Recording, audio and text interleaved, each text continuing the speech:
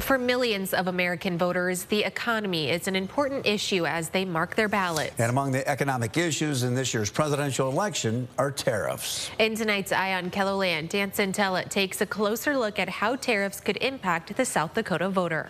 A tariff is a tax on an import. If a foreign good has a tariff attached to it, then an American business buying this good will have to pay that tax, and the U.S. Treasury takes in this money.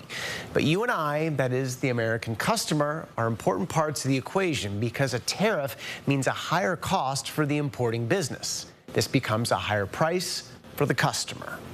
When you impose taxes on imports, typically the price of the good will reflect the tax in a way that means the buyer of the import is going to, in effect, be paying the tariffs. SDSU economist Joe Santos highlights certain goods when making this point.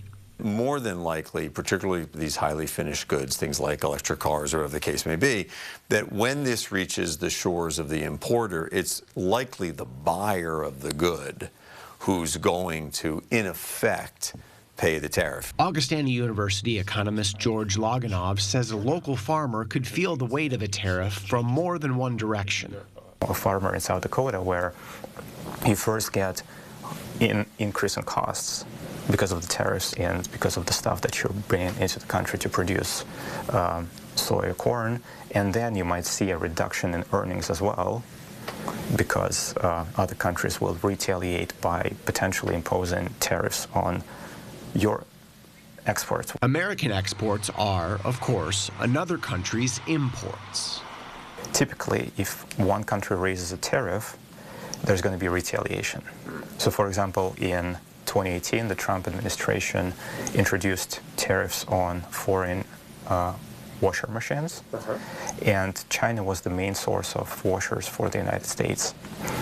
And so, as a retaliation measure, the Chinese introduced a tariff on soybeans imported from the United States to China. Oh, I think it's important to realize, for example, right now there are tariffs in place that the current administration has maintained that the prior administration imposed. Republican presidential candidate Donald Trump has floated a 60% tariff for Chinese goods, in addition to a 10 or 20% tariff on all other American imports.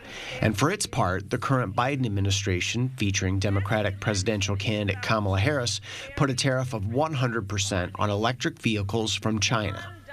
Economists are pretty even-handed about this in the sense that we think that tariffs are really a last resort unless what you're trying to do is very intentionally disrupt trade, and there may be an argument for that. A tariff can be seen as protecting a domestic industry. If you do have an industry domestically that is producing a good that can also be imported, the idea is that you'd be protecting that industry domestically by imposing that tariff on the imported good.